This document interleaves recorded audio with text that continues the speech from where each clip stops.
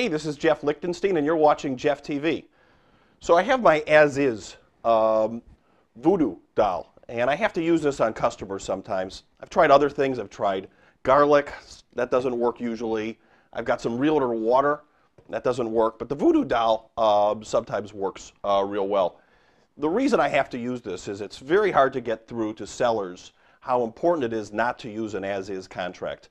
An as-is contract sounds wonderful to a seller. They think, oh, I got a contract and I don't have to do anything, which means I have no costs and I don't have to deal with the repair situation.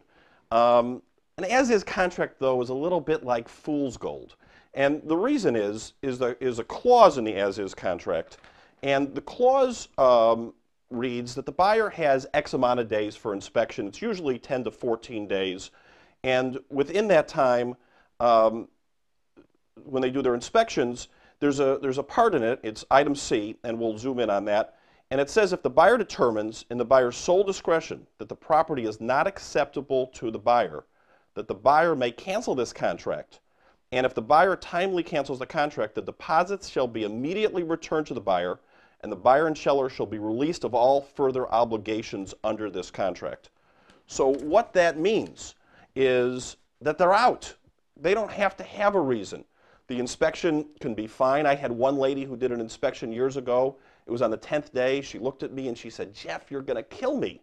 But the house doesn't feel right anymore." And she canceled the contract. And the seller said, well, "I'll fix whatever needs fixing." And the seller was the one who insisted on the as-is contract. Well, my buyer was out and she bought something else somewhere else. Other things that can happen in that 10 to 14 day period of time are they can find another house on the market, or somebody whispers in the ear, "You don't want to buy in there, buy somewhere else."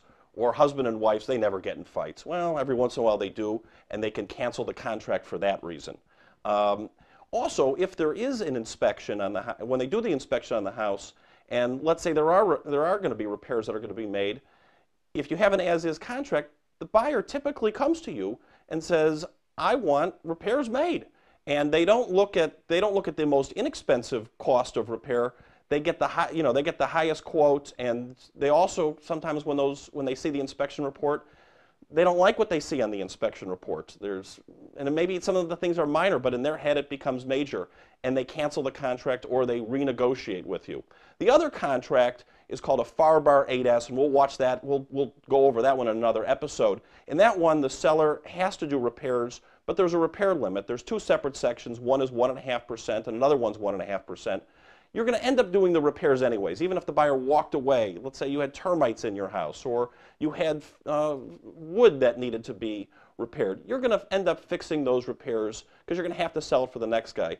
One other thing, too, is if you end up putting your house on the market, but putting it back on the market because the buyer walked, everybody comes back to you, the buyers do, and they say, "What happened with the house? What went wrong with it?"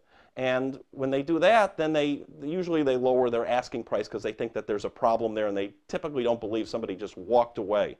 So remember, an as-is contract is a free option for a buyer to cancel it.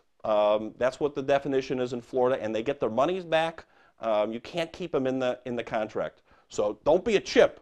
Don't use the as-is contract unless you just have to.